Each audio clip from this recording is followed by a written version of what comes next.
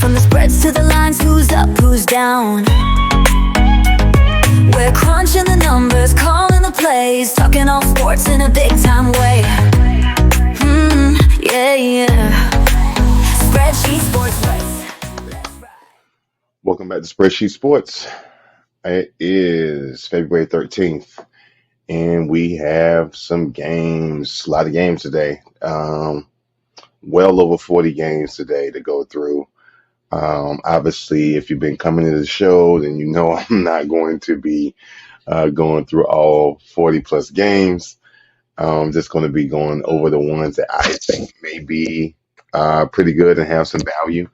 But we'll sit back and we'll enjoy and see what it is. But first and foremost, thank you again for coming to the channel. I know you could have went anywhere, but you decided to come here. So because of that, I want to make sure that I give you something worth watching. Okay, so if you are into the nerdy side of things when it comes to looking at the data, looking at the numbers, spreadsheet sports is your spot. Okay. I talked about in another episode how I like looking at the games through the numbers more so than the actual game because I get to literally like look at it almost like I'm looking at the Matrix to find the girl with the red dress. So that's what this brings for me in regards to enjoyment. I'm a data guy. That's my professional, my real thing. I look at numbers, I stretch them, I use them, I pull them apart with a scalpel if I need to. Um, it's just something I love to do. I'm a highly driven data analytical person. So it all makes sense to me. It just also helps me with my viewing, enjoying the viewership part when it comes to entertainment value of games. Because I always get caught sometimes with oh, this is what's going to happen in this game, and then it does, and it's kind of boring, right? We've all had that whenever it comes to finding something to watch when it comes to sports. We don't always want to. I mean, let me put it this way: there's watching your team play, and when you watch your team play, you can get excited about them mollywhopping somebody, right? But if you're just not like my team is not on tonight, I want to watch some basketball or football or baseball or soccer or whatever the sport is, right? Um, which one should I watch? It that's going to come down to you whether or not you like a nail biter or do you like something highly dominant or are you watching the game to see how they're going to be up against your favorite team. Then there's the people that are in the betting spaces, right? They're looking at the value for them is monetary, like how much is this game paying and how much is this event paying and things like that. So everybody has their thing. I try to give a little bit of all of that, as you guys see in what I'll be providing. You will see some of the odds and the spreads and things like that, because I do think that that also dictates how these players play. But we also, because this is college basketball, we have to take into account they are human beings. These young men and these young women that are playing in NCAA, they're navigating their way through college life, right? They're dealing with taking tests, studying, they may have a bad day because they didn't pass a test or they didn't do so well, or they're trying to go play a game and remember all the plays and at the same time trying to remember something from the periodic table. Like it's all over the place. Who knows? I mean, one of the young men might just found out that his girlfriend is pregnant, or some young lady that he's doing something with just got pregnant. Now he got that on his brain. You can't expect him to go out and have a great game, right? Um, One of them might have got a NIL deal or something. He might go out and have an amazing game, or he might have spent his NIL money on something ridiculous and got into some trouble, and now he's stressed from that. Like, those are things that the data can't show me, right? But I have to take that into consideration. I also have to take into consideration when people are looking at the game and they're looking at the style of play, the strategy of play, and those type of things. Now, if you can find somebody to merge that with and marriage the person that watches the style and all of the other things outside of the data, and if you can have a conversation with them with the data person, oh man, it's amazing. I am finding out as I navigate through this sports industry that that's uncommon. Immediately when you find somebody that doesn't really do data or they're anti-data or what have you, immediate strychnine, like, oh no, data doesn't work, data is stupid, blah blah blah blah. I'm like, whoa, I didn't come at you and say that the way you're looking at the game is stupid. Like, why we got to go that far? So you live and let live. But I love listening to people talk about the games and what they see in the games. It helps me with understanding the game as well. Disclaimer: this is not a betting channel, but you will hear me talk about some games that may be beneficial to you if you are, in fact, in the betting world. So anyway, let me stop running my mouth and let's dive into what you really came here for, is looking at the games. And hope you enjoy the show today. So for these games, they're literally like who I think will possibly win, um, and which ones might actually be a little competitive. So we'll run down through this list, and then after we run through this list, we'll look at the two games that I have down here because I just think that the two games are going to have some type of entertainment value.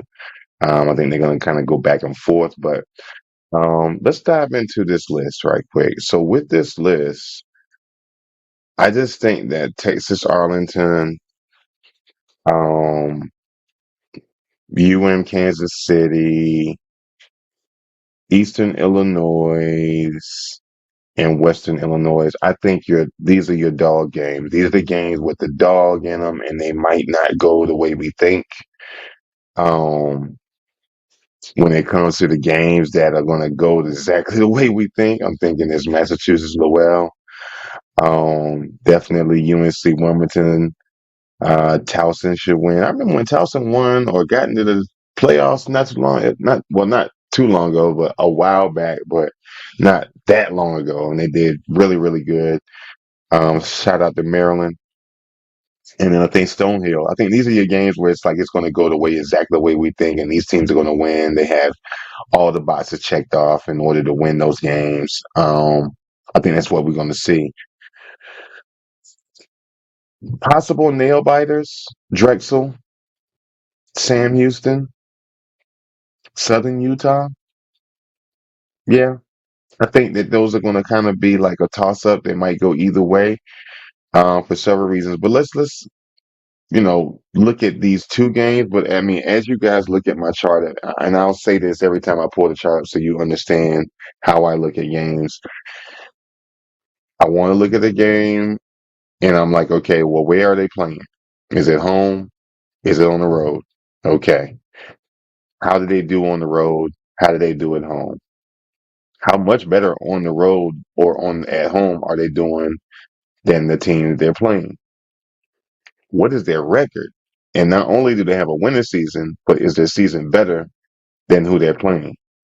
Then there's the categories of 3-pointers, 3-point percentage, 3 points attempts, field goal percentage. How many attempts for regular field goals, penalties, um, points made, points allowed on defense, steals, assists, rebounds. All of these are categories that are very, very important. So when you see CAT, that's what that represents. Injury percentages, again, those are always up in the air, mainly because when we're looking at that, we don't know whether it's going to be like a game time decision and they are literally just going to have this person on here, but they're not really injured, right? You got a lot of game time decision people, and sometimes that might be strategy, and sometimes it literally is legit that this player is just waiting to stretch out before the game, and then after the medical unit can look at him or her, they can figure out, okay, well, we'll release you to play. Um, so that's another category that's huge for me because not only do you have injuries, but do you have less injuries than your opponent? That's big for me. Projected points, average projection, and winning probabilities. That's a trade secret, to be honest with you. I can't get into that with you because that has taken me a significant portion of my life to figure out the math and the formulas and the regression formula, push pull formula, and probabilities. And the list goes on and on and on. That's been refined over the years. But feel free to go out there on some of these chatbots and chat GPTs and AI platforms and have at it to try to find a formula that may work for you. Um, and then the other stuff is just like I said, the spread, the money line, and that type of stuff. That's for other people. When you look on the far right, that CAT change, CATCH, that's in fact for somebody that is looking for momentum. Like, is things changing in the favor of the um the team? Like, are they getting better? Are they getting worse? Those type of things. So that's how I look at games. But let's dive into these two games that I have here. Okay. So when you look at these two games, Jacksonville and Sam Houston. Okay. Um. Obviously, I like Sam Houston. I can't tell you that they're going to win, as I think it's going to be a toss up. This is why I wanted to look at the game. I mean, as you look at the game, Sam Houston does well at home, right? They win at home. When you look at Jacksonville State, they don't do well on the road. But Jacksonville State does at least do well in all the categories, well, most of the categories: offensive points, defensive points allowed, rebounds, 3-point attempts, field goal percentage. Everywhere that counts, they're doing better than Sam Houston. However, Sam Houston is better in the conference ranking, right? They're number one in Conference USA. And shout out to Conference USA. I used to play for East Carolina for the Pirates a long time ago, and we were in Conference USA, so I remember those days. But Sam Houston, they literally, um, I think they're the better team overall package. I think we could be wrong, but we'll see what happens. I just think it's going to be an entertainment game, entertainment value. Knock yourself out. If you're looking for something to make some money, I mean, Sam Houston is paying negative 122. I mean, it might have changed because the odds changed, but again, not a betting channel, but just something to take into account. When it comes to the other game, Drexel and Hampton, I like Drexel just because they check so many boxes off. Drexel is literally great at home, great on the road. They got a good record. They actually have a winning record, and their record is better um, than Hampton. It's a CAA conference. Hampton does have a better ranking in the conference than Drexel. That may be to their advantage because it's almost like the best of the CAA versus the worst, kind of, right? But I still think that Drexel might bring the dog out and they may be able to do something. But we'll see. That's what I got for this game. I'm still leaning towards right. So I don't see anything, even when it comes to injuries.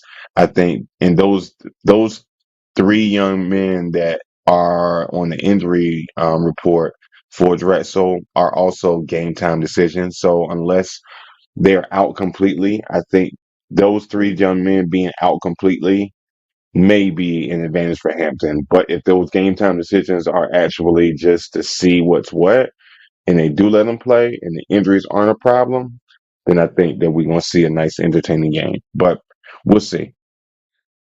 With these games, obviously these are spreads, and I'm gonna do something for production value going forward. I'm gonna put a header up here so that people know what um these slides and sections are talking about. So I'll put that up in the future. That way you'll know what I'm talking about when I'm talking about it. And if you want to skip to forward because you don't want to listen to this, at least you know what this section is about. Okay.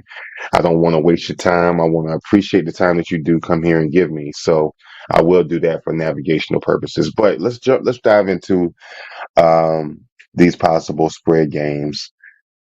Because they're spread games, this is why I think some of them going to be a dogfight. Like for example, Stony Brook, Texas Arlington, Coastal Carolina, Kansas City, and Western Illinois already are like not favored to win, right? But I think that they can definitely do something when it comes to the spread. I think that they can cover the spread on the plus side. I think they may still get beat, but I think they're going to keep it so close, and it might be a 1 or 2 point game. So where there's a 1.5. If I'm into betting, again, not a betting channel, I'm not telling you what to do, but I would definitely not take Texas Arlington. But I think it's going to be a really competitive game. If I'm trying to go find games to watch, I would watch 2 or 3 of these games that's on this list. You got games all the way from 5 o'clock all the way to 8:30 that you could watch that are going to be probably have some entertainment value because they're going to be highly competitive. They're going to be going after it. Um, the other games that for spread purposes, I think Massachusetts Lowell, UNC Wilmington, Towson, and Louisiana Tech. I think that they are going to not only win, but they'll be able to cover their spreads. These aren't egregious spreads. These aren't like -20 or -9 spreads. They're pretty reasonable, which they should go that way. Um, Drexel, Southern Utah, nail biters, competitive, but they end up being able to pull it out and keep it nice and competitive. Obviously, when you look at the chart, so I don't sound so redundant, you'll look at the chart and you'll be able to tell, okay, I understand why he thinks that it may be this, but but as I always say, feel free to get into the comment section and let me know that you disagree. Please tell me you disagree. I'd love to know that you disagree, and I'd love to know why, because it can help change my frame of thought on how I look at these games, whether it's for production value, um, or entertainment value for somebody as a consumer of watching the games. I'd love to know what you think may be competitive games, or even in the comment section if you want to tell me games that you are gonna watch. Let me know. I might watch them as well, or at least put it on, or at least look at the stats the next day because I do that as well. I always look at all the box scores just to see how things went the previous night. But this is my um this is my perspective about the games I think may be able to cover spreads, both positive and negative, which obviously on the consumer side, as we are looking for entertainment, these are going to be the games where there's competition. Again, there's 40 something games, right? These aren't the only games that are going to be competitive, but these are the ones I think that will be just because of the circumstances of what they're walking into, right? So let's see what it ends up being for the day, but I think this is what's going to give us the most entertainment value. So as we move into the dogs, I was telling one of my friends today, I was like, man, I think Coastal Carolina got a chance. And I ain't sleeping on Kansas City. And here's why. Let's talk about it. Appalachian State, Coastal Carolina, Sun Belt Conference. Coastal Carolina is coming in and they literally are better. Remember, on my channel, when I talk about rankings, I'm talking about performance. I am not talking about their record. Records do not impress me. Okay. My logic behind a record is almost the same as you guys ever walked into a room and it'll be people in there that look like they are A, B, C, D, or E, or they have these little titles and what have you. And they take their title or they take their outfit, right? And they somehow like cook up in their mind that they're smarter than you just because they look a certain way, right? Because their suit is a certain cut, they're smarter than you, or because they have a certain car that they're smarter than you. And I call BS. All of that means nothing to me. So I look at the wins the same way, where it's like, okay, you got more wins than me, but you might have been playing some bumps, right? Some paper champs, like Nick say. So when you think about that, I look at the games the same way. I'm only focused on performance. I'm only talking about what you did in your last game, in the last 5 games in your season. What are you doing? What have you done? And what do you have the potential to do? That's all that matters to me, right? Your style of play is part of that part of that conversation as well. But your record, you can keep that in your pocket. It's not impressive to me. Doesn't move the needle. So Appalachian State, Coastal Carolina, going back to that, I mean, obviously Appalachian State has a winning record and they have a better record coming into this. But Coastal Carolina has won 8 games. Performance-wise, they're better in the Sun Belt Conference, even though Appalachian State dominates every category, literally every category. The one thing Coastal Carolina has on their side is that they win at home. Now, again, not giving you betting advice, but the best I would do for Coastal Carolina, if you are somebody that's in that betting world, the only thing I would take is the spread bet on it. If I'm into that, again, I'm not giving you betting advice, but if I were a betting person, I would take the plus 8.5 because I think that Coastal Carolina loses, but I'm not sure that they lose by 9 points. And with this last game, Kansas City and South Dakota, ah, we're gonna be in for a good one.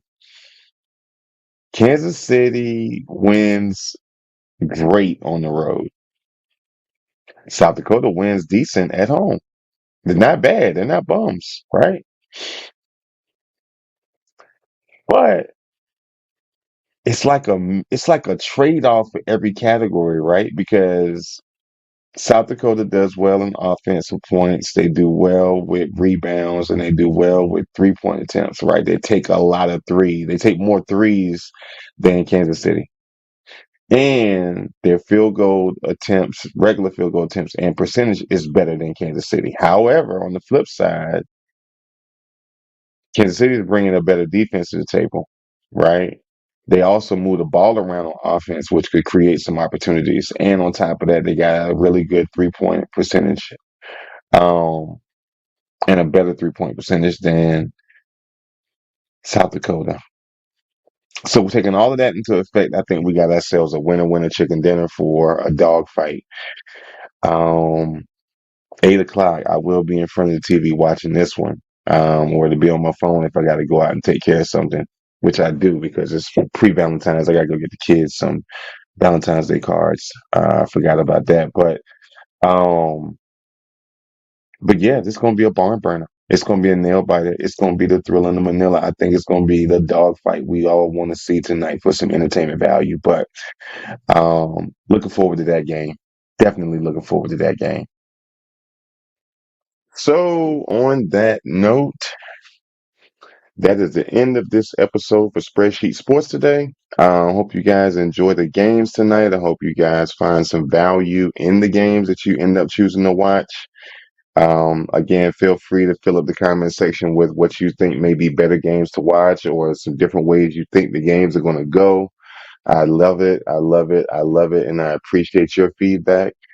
And as always, if you found value today in this show, please like, comment, share, or subscribe. And for those that have done one or all of the above, I greatly appreciate it. You guys have a great night, and I will see you on tomorrow. We're crunching the numbers, calling the plays, talking all sports in a big time way. Yeah, yeah. Spreadsheet sports, let's ride. Breaking the odds, feeling the vibe. We're all in, no doubts, no fears. This is our